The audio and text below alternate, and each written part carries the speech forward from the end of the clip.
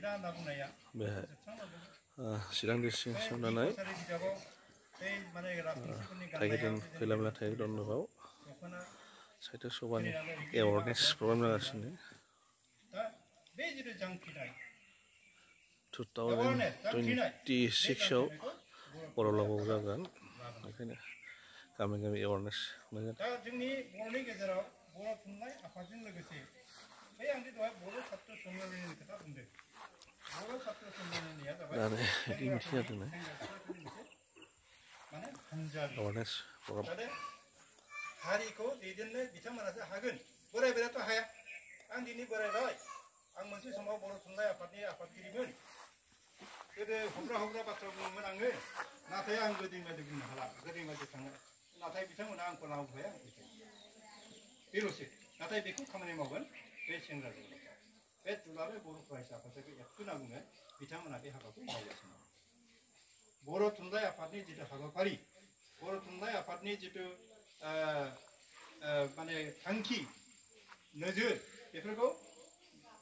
दुलाराय बर' फरायसा आफादा मावगासिनो दा बेखायनो बर'नि गेजेराव बर' थुनलाइ आफादजों लोगोसे दुलाराय बर' फरायसा एबसुआबो जोंनि थाखाय बोसोर 2026 निफ्राय जायखिजाया गोलाव बुंबा गोलाव जायो आलासि बिथांमोनहा दंबावो बुंलांबावगोन दा बेबायदि जातीय संगठननि बर'लावआव जागोन बर' जोंनि सभाखौ बिजिनिनि बर'लावआव एवारनेस प्रग्राम जायगाखौ थेंफाख्रि फोथार होनना बुंदों बे थेंफाख्रि फोथाराव फैगौ मागोनि सिगां जानो थांगासिनो दङ दा बेवहाय जिहेतुके जोंनि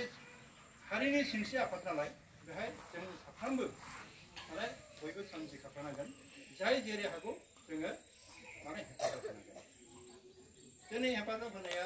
मोनथाम रोखोम जानांगोन मोनथाम रोखोमनि हेफाजाब होनो हायो मोनसेया जाबाय गोसो मेलेम गोसो जानांगोन नोंथांमोना दिनै गोसो जादों बेवहाय फैदों बर' थुनलाइ आफादनि माने मिथिं जादोंनो नोंथांमोना गोसो दं गोसो गैयाबाथ' नोंथांमोना फैनो हायामोन बे नोंथांमोना गोसो दं गोसो मेलेम थानांगोन बिनिफ्राय जोंनाव मा थाङो देहायारि जायखौ फिजिकेल होनना बुङो